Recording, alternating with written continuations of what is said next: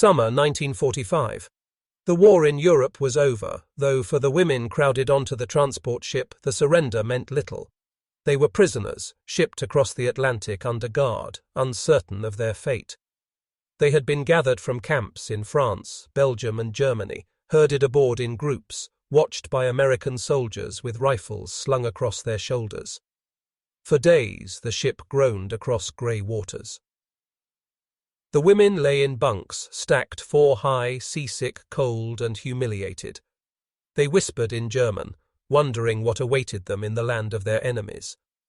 Their leaders had told them that America was weak, a land of softness, incapable of real war. Propaganda posters showed Americans as lazy, undisciplined, driven by greed. One woman murmured bitterly in the dark, "If they are so weak, why are we here in chains?" No one answered. Meals on the ship were simple: bread, beans, thin stews ladled into metal trays. Yet compared to the hunger they had known in ruined cities, it was plenty. Some ate greedily, others forced each bite down through nausea. A few refused altogether, holding on to pride with empty stomachs. The sea stretched endless and merciless around them. At night, the sound of waves crashing against the hull lulled some into uneasy sleep, while others lay awake, haunted by memories of bombings, of homes left behind in rubble. Many had never travelled more than a few kilometres from their towns before the war.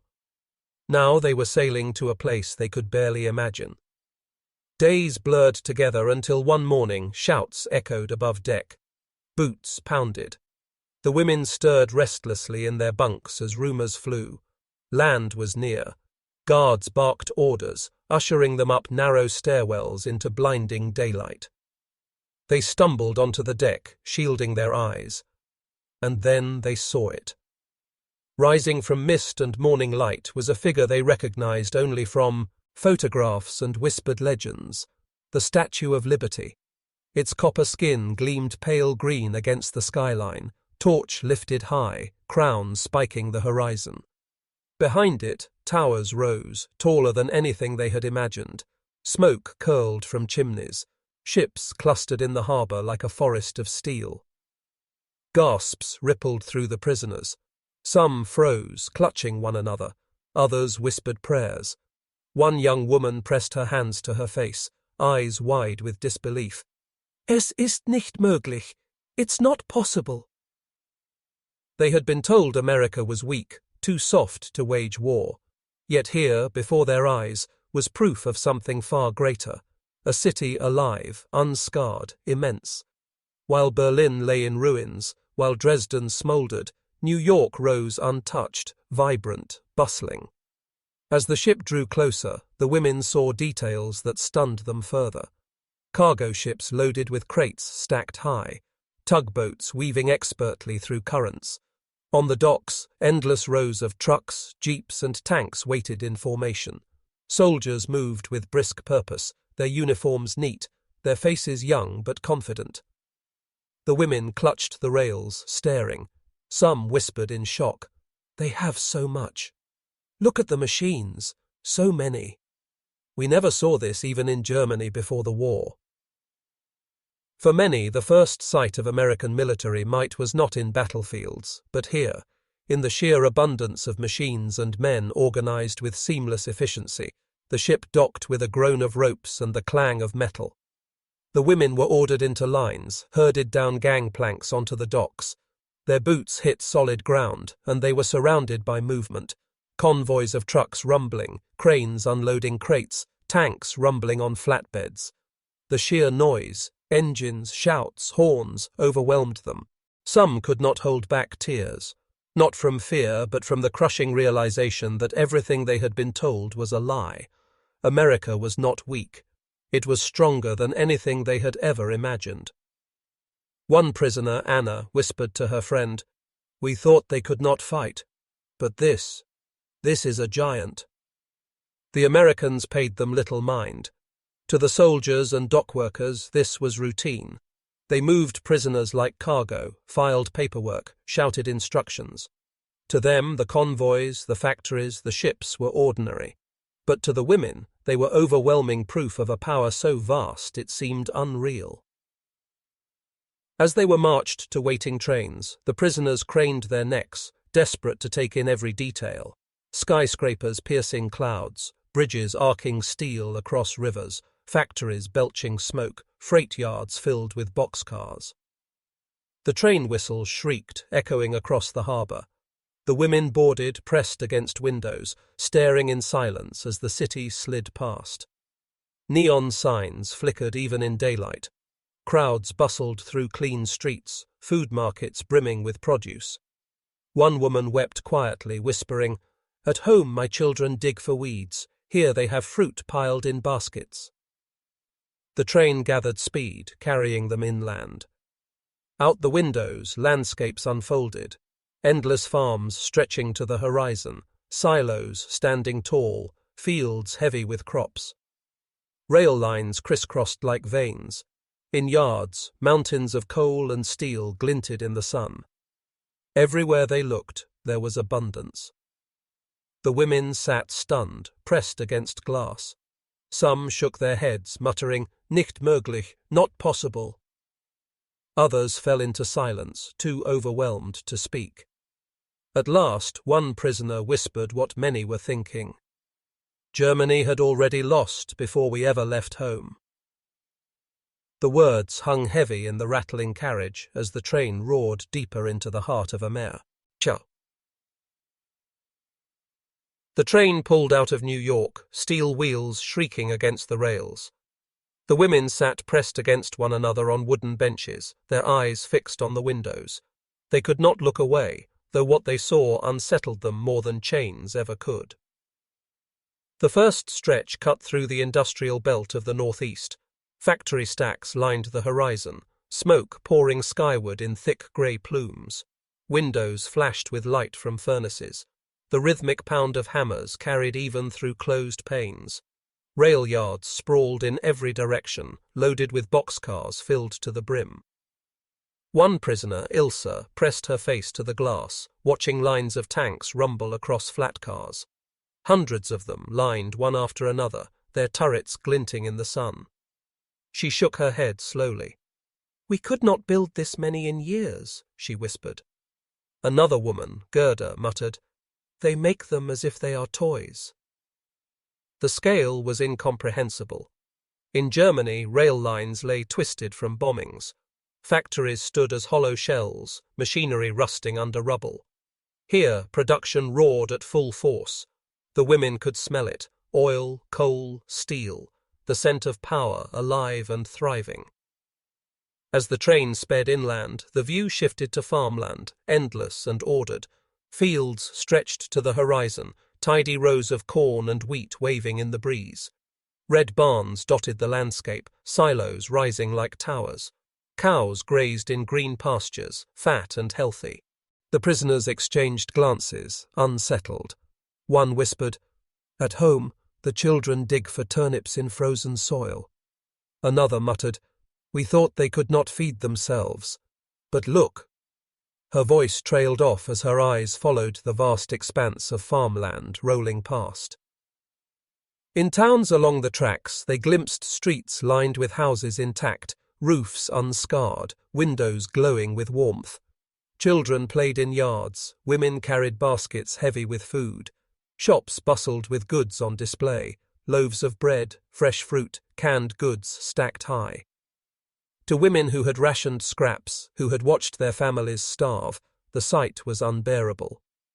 Some turned away, tears slipping silently down their cheeks. The train thundered on, passing military bases where thousands of soldiers drilled in neat formations. Trucks roared across roads, convoys stretching for miles. Airfields glittered with rows of planes, wings flashing in the sunlight. At one base, bombers sat lined like predatory birds, their noses pointed skyward, waiting. The prisoners gaped. Some crossed themselves, whispering prayers. Others simply stared, numb.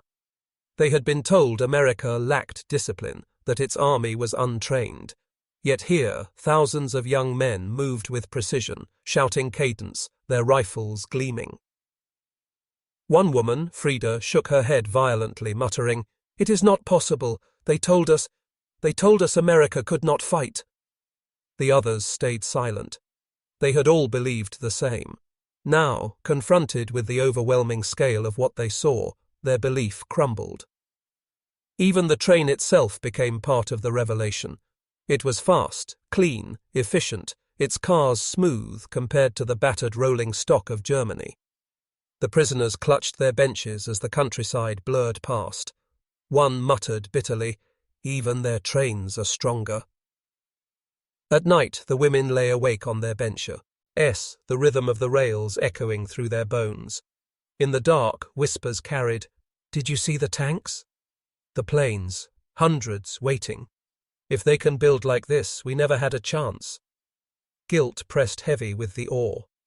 They thought of brothers, fathers, husbands who had died insisting victory was possible. How could it ever have been when across the ocean stood this giant, unscarred and inexhaustible? The irony cut deep. Their leaders had promised that Germany was the pinnacle of strength, the heart of modern power. Yet here they sat in captivity, rolling through a land untouched by bombs, its fields fertile, its factories roaring, its armies endless. Some tried to cling to pride. One woman muttered defiantly, "It is only appearance. They waste more than they build." But her words rang hollow. The view outside the window could not be denied. The abundance was real, the power overwhelming. The Americans escorting them hardly noticed the prisoners' shock. To the GIs, the passing landscapes were ordinary. They joked about girls in towns, about food waiting in canteens.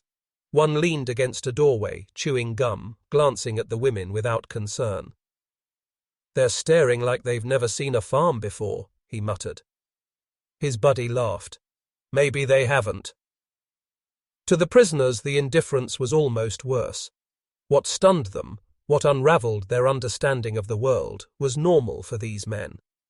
They lived daily with what to the women looked like impossible abundance. But beneath every act was the memory of what they had seen upon arrival. The docks crammed with tanks, the factories roaring, the fields stretching endlessly. The memory gnawed at them as much as hunger once had. One prisoner, Marta, confessed to another, "I hate them more for their kindness than I would for their cruelty. If they had beaten us, I could keep my hatred. But they feed us, they house us, and I see now how strong they are. How do I live with that?" Her companion, Elsa, answered softly, "You live with the truth. We were lied to." Letters from home trickled in, describing cities in ruins, families scavenging for food, winters endured without coal. The contrast was unbearable. Captivity in America meant warmth and steady meals, while freedom in Germany meant starvation and rubble. The shame of it pressed down like iron. Even soldiers' casual remarks reinforced the imbalance. A young GI laughed one morning while handing out rations. "Spam again. Back home I'll never touch this stuff again." The women stared at the greasy meat as though it were caviar. The soldier's complaint, unthinking, cut deeper than cruelty. It revealed how little the Americans valued what, to their captives, was treasure. Diaries from the time preserve these moments. A soldier wrote, "They stared at the tanks on the docks like they were seeing dragons. One said, 'It's not possible.' Funny how different the war looks depending on which side you're on." Another noted, "The women here are calmer now. They seem more curious than afraid. One told me through broken English that she never thought America had so much. I didn't know what to say. It's just home to us." For the prisoners, home had become a hollow word. Their homes were gone, their belief shattered. All that remained was the undeniable proof that America was everything they had been told it was not. As the months passed, news of Germany's final collapse reached the camp. The women listened in silence as guards announced surrender. Some wept, not for their leaders, but for the realization that the war had always been lost the moment their ships docked in New York and they had whispered, "It's not possible." The memory of that arrival haunted them more than captivity itself. The sight of convoys rolling across docks, of factories smoking, of planes glittering in neat rows, those images branded themselves deeper than hunger or humiliation. Decades later, survivors remembered not the barbed wire or the watchtowers, but that first day on American soil. One woman, interviewed in old age, said softly, "We stepped off the ship, and I saw more tanks in one line than I had seen in all my years in Germany. I thought my heart stopped. I whispered, 'It is not possible.'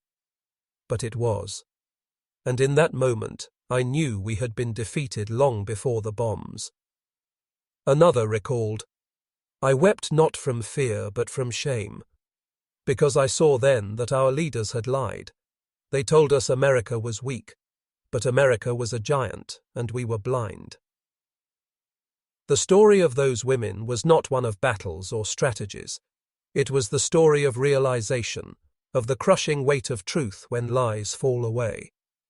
They had crossed the ocean as prisoners, expecting cruelty. Instead, they were confronted with power so vast it unraveled their pride. When the German women stepped onto US soil in 1945, they expected weakness. They expected revenge. Instead, they saw convoys of tanks, endless factories, and cities untouched by war. They whispered, "It's not possible," but the evidence towered around them. Captivity revealed not chains, but abundance, not cruelty, but strength.